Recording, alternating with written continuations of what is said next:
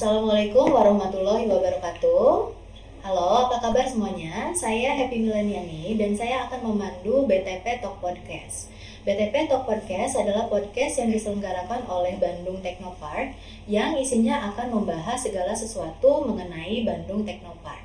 Baik, pada kesempatan kali ini kita akan membahas mengenai hak kekayaan intelektual, mengenai mengapa hak kekayaan intelektual itu penting, lalu bagaimana cara mengurus hak kekayaan intelektual di TELU dan segala sesuatu yang berurusan dengan hak kekayaan intelektual. Oke.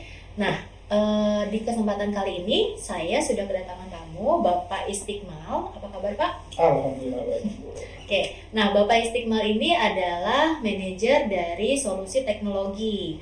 Salah satu unit di Bandung Technopark yang salah satu urusannya adalah mengenai hak kekayaan intelektual, gitu ya Pak ya? Betul. Oke. Nah, bersama dengan Pak Istiqmal sudah ada Mas Geraldi. Apa kabar Mas? Oke. Nah, Mas Geraldi ini adalah yang mengurus hari-harinya gitu ya Pak ya, day to day-nya ya. Terutama untuk pendaftaran layanan HKI-nya gitu ya. Oke, kita mulai aja ya Pak ya. Oke, baik, pertanyaan pertama adalah tentang hak kekayaan intelektual itu sendiri tentunya ya. Boleh dijelasin Pak, apakah hak kekayaan intelektual, atau kita singkat jadi HKI ya, biar lebih gampang ya Pak ya? Boleh, atau kekayaan intelektual juga. Oh, KI ya? KI. Oke, silakan Pak. Oke, makasih Bu Happy sudah diundang di acara podcast ini. Jadi kalau kita bicara terkait kekayaan intelektual, itu merupakan hak eksklusif yang diberikan oleh negara, yang diberikan kepada inovator, kreator ataupun pencipta terkait dengan kreasinya, inovasinya, ataupun hasil ciptaannya gitu. Jadi diberikan perlindungan hak eksklusif kepada penciptanya. Oke. Nah, kekayaan intelektual itu kan banyak macam-macamnya ya Pak ya. Betul. Nah, mungkin yang nonton tuh nggak ngeh atau belum aware Pak. Bisa mungkin Bapak juga menjelaskan kepada kita semua apa saja sih jenis-jenisnya Pak?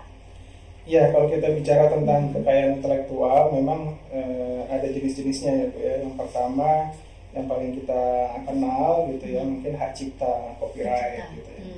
Yang kedua, paten. Nah, paten itu ada paten biasa, ada paten sederhana. Kemudian ada merek.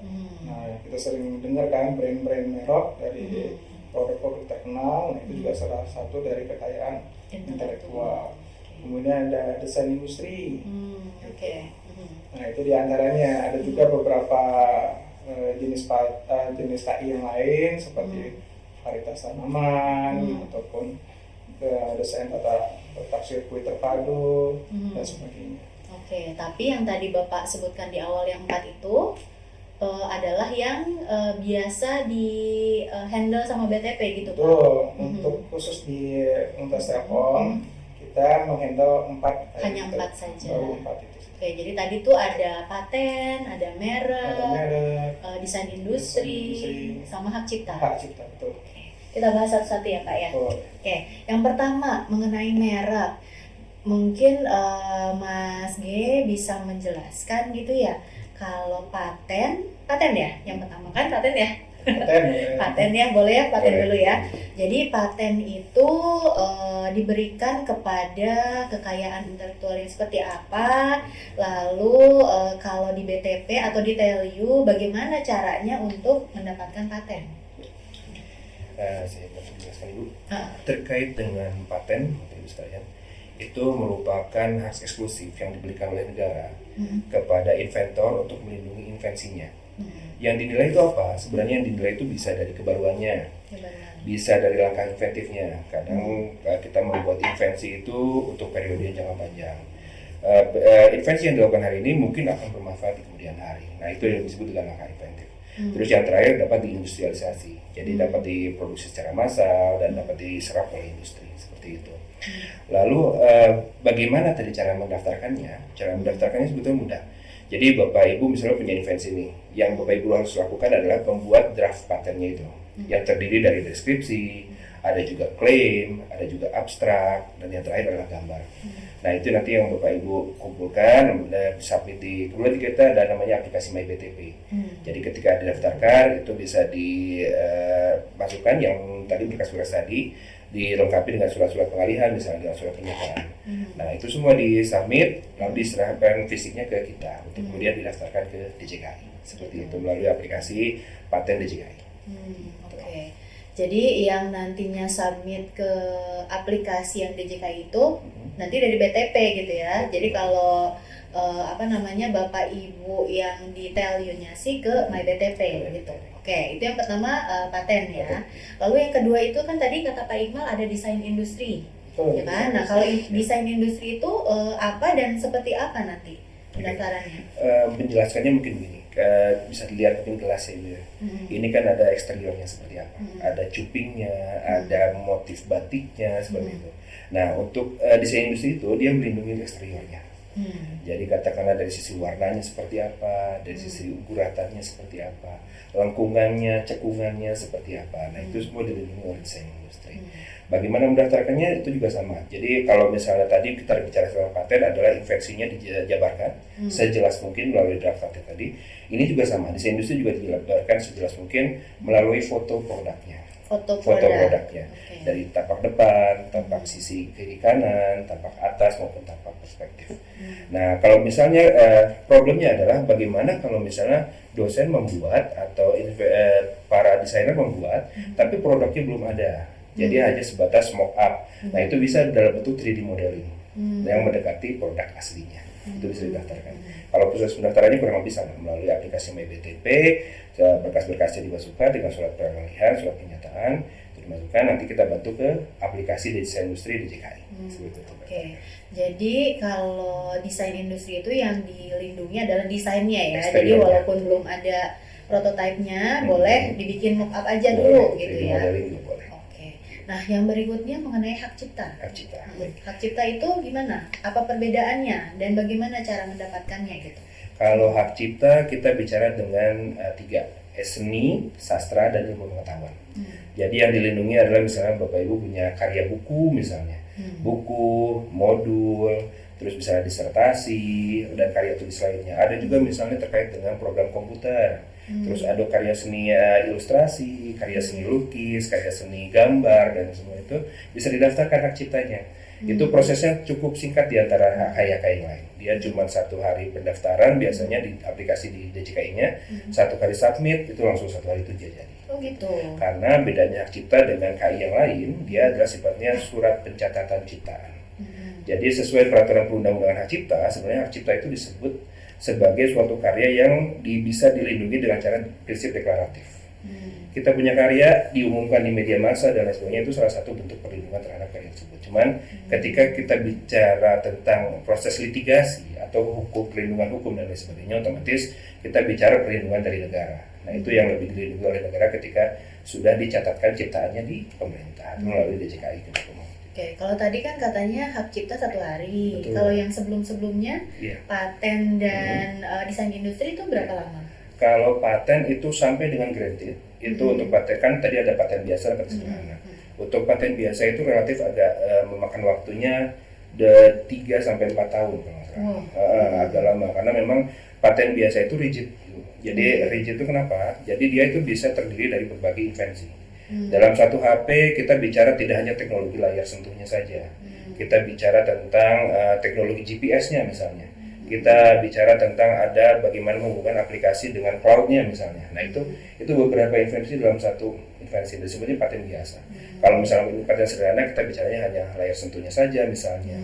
Nah misalnya hanya GPS-nya saja. Nah seperti itu jadi relatif sederhana sifatnya. Nah itu kalau paten sederhana tadi 1-2 tahunan sampai dengan granted. Untuk desain industri sama 1 tahunan. Dan untuk merek kurang lebih 1,5 tahun sampai 2 tahun. Seperti itu. Gitu. Nah, mumpung barusan juga disebutkan merek ya. Ya, boleh kalau gitu kasih penjelasan lebih dalam tentang mereknya ya. Oke, kalau merek mungkin secara kasat mata kita sudah bisa melihat sendiri di pasar ya Bu. Misalnya ada brand Gucci, misalnya ada Chanel, Nike, Reebok, itu semua merek. Kenapa itu ada? Karena untuk membedakan produk satu dengan produk lainnya di pasar. Jadi itu juga tidak hanya menggambarkan membedakan satu dengan lainnya, itu juga bisa membentuk produk ada sisi market insight. Jadi kira-kira pasar melihat produk itu seperti apa sih? Kita bicara Chanel, Louis Vuitton, gitu kan sudah brandnya sudah ini ya, multi global brand dan lain sebagainya. Nah, itulah yang dilindungi oleh DJKI. Nah, dari sisi apanya? Kita bicara brand itu ada dari sisi gambarnya, logonya, logo. Lalu ada juga dari sisi katanya, namanya ya, Louis Vuitton. Nah, seperti itu. Terus ada juga dari sisi gabungan antar gambar dengan katanya. Seperti itu, misalnya Louis Vuitton LV dan tulisan Louis Vuitton. Nah, seperti itu gabungan antara itu. Lalu ada juga yang menarik, merek itu melindungi merek 3 dimensi namanya. 3 dimensi itu berupa produk, misalnya Ibu pernah lihat kemasan dari Toblerone misalnya. Dia kan bentuknya segitiga itu ya, gitu. Jadi ketika brandnya dihilangkan, itu orang sudah tahu bahwa itu produk Toblerone nih, gitu. Terus misalnya ada sepatu Air Jordan dengan kombinasi antara putih, merah, dan hitamnya itu. Orang dari jauh tanpa melihat, karena mereknya kan kecil, relatif kecil gitu. Tapi orang melihat warnanya, itu sudah merek ini nih Air Jordan misalnya kayak gitu. Nah, kurang lebih seperti itu yang membedakan antara produk satu dan lainnya. Lalu ada juga merek suara, misalnya jingle dari Telkomsel. Nah, seperti itu misalnya Tokopedia itu bisa didaftarkan. Berarti banyak sekali ya, jenis-jenisnya, elemen gitu ya, elemen dari merek itu. Dan itu kita harus mendaftarkan satu persatunya gitu. Sebenarnya kalau merek itu bisa satu pendaftaran untuk berbagi, namanya kelas merek. Jadi kita misalnya tahu ada merek Nike, merek Reebok, dia tidak hanya produk apparel misalnya jaket, ada juga sepatu, ada juga celana, misalnya topi, tas dan lain sebagainya. Itu jadi bisa dalam satu pendaftaran untuk beberapa kelas merek seperti itu. Oke, pendaftaran ini mah sama aja ya, seperti yang sebelum-sebelumnya ya, ke MyBTP aja, submit semua, logonya disubmitkan, dan seperti itu. Dan kalau merek boleh nyusul-nyusul nggak? Maksudnya gini, pertama-tama saya cuma punya namanya doang, terus nanti berikutnya saya mendaftarkan logonya, berikutnya saya jinglenya, dan seterusnya, boleh gitu? Boleh. Jadi semua pendaftaran itu tergantung dari sisi pengusulnya, apakah dia mau satu persatu ataupun sekali daftar untuk beberapa kelas juga bisa. Seperti itu, karena kan merek juga kan dalam periode tertentu ada yang namanya rebranding ya. Mungkin mereknya sudah terlalu tua, dikenal oleh masyarakatnya, udah jenuh nih mereknya, tampilannya segala macam nggak kekinian istilahnya kayak gitu. Nah, akhirnya diperbarui pendaftarannya. Tadi itu berapa lama? 1,5 sampai 2 tahun. 1,5 sampai 2 tahun. Ya. Kenapa lama begitu, Mas? Karena dia sifatnya global. Jadi ketika didaftarkan itu database-nya akan tersebar di seluruh dunia. Jadi nanti stakeholder-nya macam-macam, mungkin industri, mungkin juga perguruan tinggi lainnya, mungkin juga sifatnya UMKM yang merasa mungkin ketika dia mendaftarkan atau memiliki merek, mereknya mirip nih sama punya saya. Nah, itu nanti ada kepentingannya di sana. Jadi lama itu karena itu ya. Ada keberatan atau tidak dan lain sebagainya. Oke, terima kasih ya Mas Gea. Cukup menyeluruh ya. Jadi tadi kita sudah mendengarkan perbedaan gitu ya, pemaparan tentang perbedaan dari 4 jenis kekayaan intelektual yang diurus di BTP gitu ya Pak ya. Nah, kalau saya Pak sejujurnya suka dengar-dengar juga nih tentang rahasia dagang. Nah, saya jadi pengen tahu gitu loh Pak, sebenarnya rahasia dagang terus perbedaannya dengan paten itu seperti apa sih gitu? Iya, jadi seperti yang sudah disampaikan Mas Gerari tadi ya mengenai paten, itu kan kita mengklaim ya invensi kebaruan kita ya. Nah, untuk paten itu ada jangka waktunya 10 dan 20 tahun. 10 sampai 20 tahun. Jadi kalau paten sederhana itu 10 tahun, kemudian paten biasa itu sampai 20 tahun. Nah, setelah itu menjadi milik publik. Oh gitu, nggak bisa diperpanjang? Tidak bisa diperpanjang. Oh gitu. Jadi yang sederhana cukup 10 tahun. Kita nggak bisa apply, saya pengen 20 tahun, saya pengen 50 tahun, nggak bisa. Nah, aturannya sudah ditentukan seperti itu oleh undang-undang. Jadi setelah kita granted pun, itu ada biaya yang harus kita bayarkan setiap tahunnya sampai selama 10 tahun perlindungan tadi. Dan untuk paten biasa sampai 20 tahun tadi. Jadi setiap tahunnya setelah granted itu ada biaya yang harus kita keluarkan untuk maintenance tadi paten tadi. Yang bayar biayanya siapa Pak? Nah, untuk sementara ini masih ditanggung oleh kita Universitas Telkom TLU melalui BTP gitu. Betul. Nah harapannya semua HKI yang menimbulkan kos itu harusnya bisa dikomersialisasikan menjadi nilai tambah seharusnya. Nah kalau terkait rahasia dagang itu selama menjadi rahasia ya tetap menjadi rahasia, dilindungi rahasianya gitu. Nah hanya perbedaannya dengan paten selain tadi jangka waktunya. Dan kalau di paten itu invensi kebaruan kita itu harus diumumkan ke khalayak. Jadi termasuk dalam pemeriksaan substantif tadi itu harus diumumkan apa kebaruan kita. Nah, sehingga orang bisa membandingkan atau ternyata kebaruan kita ini sudah ada orang lain yang mengklaim gitu, karena itu bisa diselesaikan sebelum paten itu diberikan. Nah, sedangkan kalau rahasia dagang itu tidak perlu diumumkan karena kan rahasia dari perusahaan ya, terkait dengan strategi dan sebagainya untuk marketing ataupun pengembangan produk dan sebagainya. Berarti kalau rahasia dagang tidak perlu dicatatkan ke DJKI? Dicatatkan. Cuma tidak perlu diumumkan dan jangka waktunya berbeda dengan yang paten tadi. Oh, ada jangka waktunya juga. Kalau paten ada kan 10 dan 20. Ya, kalau rahasia dagang tidak ada. Selama tidak ada. Menjadi rahasia, ya dicatatkan sebagai rahasia. Gitu. Dan itu juga tetap si perusahaan atau individu yang mencatatkan rahasia dagangnya dia juga membayar biaya tahunan juga, Pak? Nah, itu kalau biaya tahunan untuk rahasia dagang tidak ada. Oh, tidak ada. Pokoknya rahasia aja gitu ya? Ya, ada pendaftarannya sebagai rahasia dagang sehingga kalau nanti bocor gitu kan, nah itu ada perlindungannya lah, bisa sebagai penguat kita di pengadilan nanti misalnya. Bahwa rahasia itu sudah dicatatkan, kemudian ada pihak lain yang menggunakan, nah kita bisa menggunakan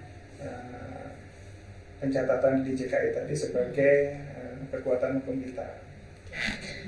Tadi kan di awal Bapak juga nyebutin ya bahwa yang diurus oleh BTP itu hanya 4 saja. Betul. Boleh tahu nggak alasannya kenapa hanya 4? Misalnya tiba-tiba nanti ada dosen atau mahasiswa, saya punya rahasia dagang atau saya punya apa yang tadi Bapak sebut, tolong dong gitu. Iya, karena selama ini untuk pendaftarannya memang kita fokusnya masih ke 4 itu saja. Kita sebagai salah satu universitas kita coba tingkatkan inovasi dari 4 hal itu dulu. Nah, kemudian terkait yang varietas tanaman, kita kan juga memang belum ke arah sana. Untuk rahasia dagang juga belum fokus ke arah sana. Sehingga kita fokuskan ke 4 HKI dulu. Jadi paten, desain industri, merek, dan hak cipta ya, 4 ya Pak ya. Betul. Nah, terus Pak, mungkin yang nonton di sini dan saya juga pengen tahu lah ya, kenapa sih penting untuk melindungi kekayaan intelektual kita gitu Pak? Ya, jadi sebetulnya pilar kekayaan intelektual itu ada 4, Bu Epi. Jadi kalau kita lihat bahwa inovasi atau invensi yang kita lakukan itu salah satu pilar tadi kekayaan intelektual. Nah, supaya menjadi kekayaan intelektual, maka invensi atau ciptaan kita, kebaruan yang kita temukan itu harus dilindungi kan, dilindungi oleh negara. Caranya dengan apa? Mendaftarkan kekayaan intelektualnya tadi. Nah, setelah dilindungi, manfaatnya apa? Pilar yang selanjutnya adalah komersialisasi. Jadi penemuan kita, ciptaan kita itu bagaimana bisa memberikan nilai ekonomi dengan dilakukan apa? Komersialisasi, sehingga memiliki manfaat bagi masyarakat, industri, atau bagi kita sendiri. Nah, setelah komersialisasi, tentunya ada penegakan hukum kalau terjadi pelanggaran. Nah, sehingga kalau kita lihat manfaat dari KI itu sebetulnya kita mendorong Sivitas TLU untuk memanfaatkan investasi produk yang sudah dihasilkan dari riset, pengabdian masyarakat untuk dimanfaatkan di industri atau masyarakat dengan cara pemanfaatan biasa atau yang lebih bagus lagi adalah dengan melakukan komersialisasi. Nah, komersialisasi itu nanti berbasis KI ini ada beberapa jalan. Yang pertama dengan komersialisasi sendiri. Berarti kalau komersialisasi sendiri ini kita sudah menemukan, kemudian kita mengembangkan produk, kita memproduksi, kemudian kita langsung jual ke dunia usaha, dunia industri. Atau juga kita bisa melakukan jual putus. Jadi invensi yang sudah dilindungi kekayaan intelektualnya kita jual ke pihak ketiga atau ke industri. Nah, kalau sudah dijual berarti kekayaan intelektualnya akan pindah nanti itu, kalau sudah jual putus. Nah, yang ketiga kita bisa lakukan dengan kerjasama pemanfaatan kekayaan intelektual berbasiskan lisensi, atau biasa kita sebut lisensi industri ya. Industrial license gitu. Industrial license itu. Nah, dengan seperti itu hasil riset kita tentu akan lebih bermanfaat kan Bu ya. Betul. Kalau digunakan di masyarakat, di industri, bahkan mendapatkan income. Jadi kalau kita lihat setelah dilindungi ada nilai bermanfaatan lanjutan kan.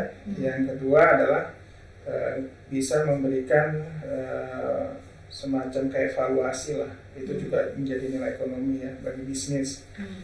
Ataupun kita bisa mendapatkan income melalui royalti. Bisa kita jual sendiri, jual putus, atau kita mendapatkan royalti dari lisensi. Nah, kalau kita mendapatkan income dari sana, tentu kita akan semangat berinovasi kembali kan Bu ya.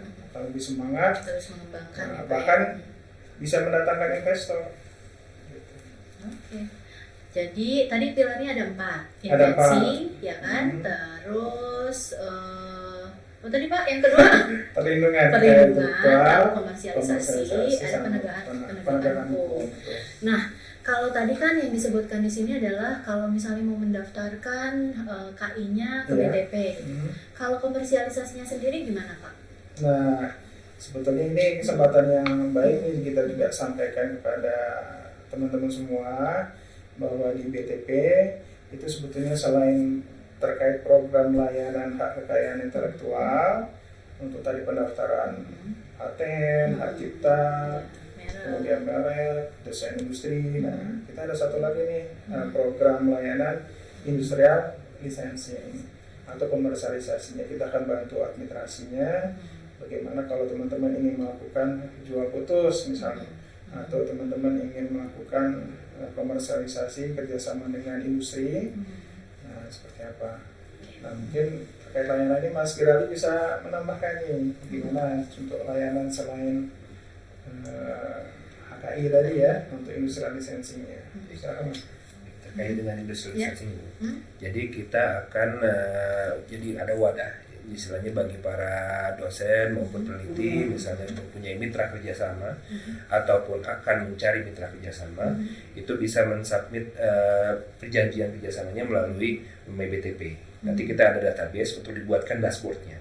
Nah itu tujuannya untuk apa? Untuk menjadi sebagai jalan buat pemangku kepentingan misalnya untuk melihat trennya seperti apa, banyaknya industrinya seperti apa, nilai proyeknya berapa, lalu nilai royaltinya seperti apa. Nanti itu semua nanti ada dashboardnya. Jadi nanti Bapak Ibu bisa lihat untuk kira-kira seperti apa sih prospek kedepannya dari industri licensing. Oke, jadi kalau gitu ke BTP itu udah kayak one stop shopping lah ya Pak ya. Maksudnya layanannya dari misalnya mulai pendaftaran sampai akhirnya ke komersialisasinya juga bisa bekerja sama dengan BTP semuanya. Betul, gitu ya Pak ya. Kita bantu. Dibantu ya. Jadi nggak perlu pusing-pusing lagi gitu ya kalau misalnya para peneliti Bapak Ibu di sana gitu ya hasil penelitiannya bernilai komersial misalnya dan langsung aja datang ke sini gitu ya Pak ya. Misalnya Bapak Ibu sudah misalnya pada melakukan penelitian kerjasama dengan pihak eksternal, apakah dengan industri, kemudian ingin melanjutkan bahwa ternyata industri tadi ada yang tertarik untuk mengembangkan produknya atau menjual produk Bapak Ibu gitu ya. Nah kalau sudah dilindungi kekayaan intelektualnya, tinggal dibuatkan tadi apakah mau jual putus atau lisensi. Kalau belum didaftarkan kekayaan intelektualnya, berarti langkah pertama adalah mendaftarkan dulu invensinya, kita lindungi kekayaan intelektualnya, baru kita kerjasamakan dengan pihak ketiga tadi. Betul. Ya, jadi dibanding nanti misalnya hasil invensi kita tiba-tiba dicuri atau gimana, Betul. lebih baik sesegera mungkin aja ke BTP gitu ya Pak ya. Ya, Kan ada kliniknya ya, klinik HKI gitu klinik ya. HKI, betul. Silakan datang aja ke gedung A ya Pak ya. Gedung A di kawasan Bandung Teknopark gitu ya. Oke. Nah terus tadi juga Mas Geraldi kan sebutin tentang MyBTP ya. Nah mungkin gitu ya, siapa tahu ada yang belum tahu gitu ya. MyBTP itu bisa diakses di mana gitu loh. Untuk MyBTP sendiri bisa diakses di mybtp.telkomuniversity.ac.id. Itu bisa dimasukkan usernya melalui user SSO ya. SSO Bapak Ibu, lalu dimasukkan, nanti passwordnya juga sama, jadi tinggal masuk ke situ. Nanti ya. Dan bisa juga dari Igrasias sebetulnya ya, betul. ya kan Pak ya. Jadi dari Igrasias itu nanti sebagai pegawai apa sebagai dosen ya? Dosen bisa. Sebagai dosen bisa. Terus nanti di sebelah kiri itu ada MyBTP gitu ya? Ada MyBTP link. Ada linknya ya kan? Akan di direct ke MyBTP. Iya MyBTP tadi.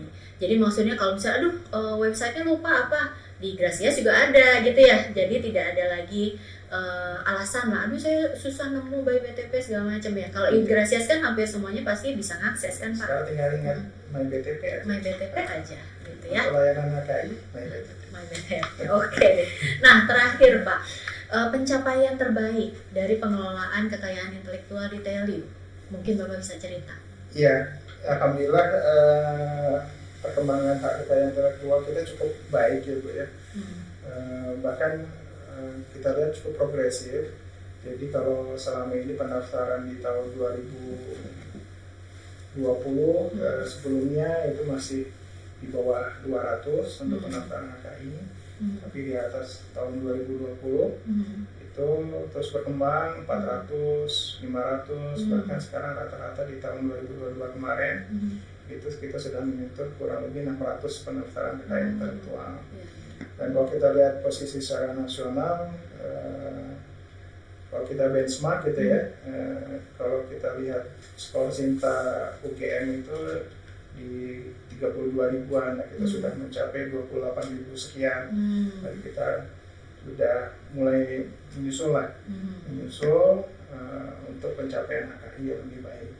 Nah, alhamdulillah tahun 2019 kemarin, Mas Geraldi ya kita mendapatkan penghargaan sebagai pendaftaran desain industri tertinggi nasional. Kemudian juga merek ya tertinggi 2019 gitu, mendapatkan penghargaan dari Kemenkumham DCI. Luar biasa ya. Alhamdulillah. Baik, itu pertanyaan terakhir saya Pak. Nah, sebelum ditutup mungkin Bapak ada yang mau disampaikan sepatah dua patah kata gitu Pak?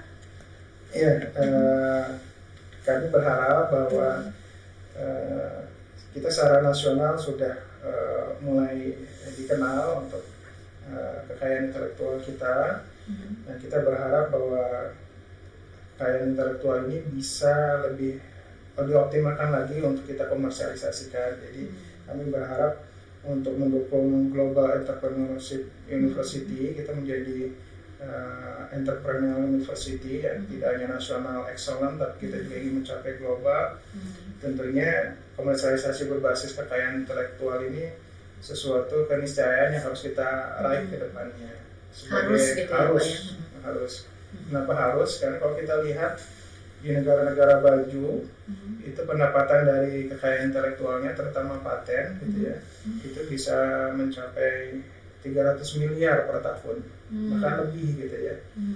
Nah, kita harapannya kita bisa mendapatkan NTF dari komersialisasi berbasis KI itu ke arah sana dengan melakukan peningkatan transfer teknologi office gitu ya. Nah, harapannya seperti itu ke depannya.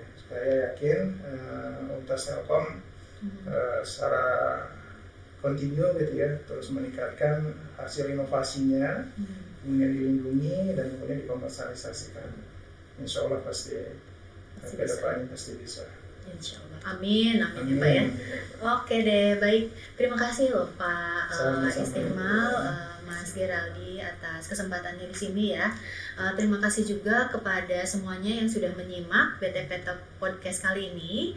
Untuk informasi yang misalnya belum belum jelas gitu ya, teman-teman semuanya bisa langsung ke btp.or.id atau btp.telkomuniversity.ac.id gitu ya. Tapi kalau misalnya pengen langsung menghubungi hotline HKI bisa di nomor berapa ya Mas?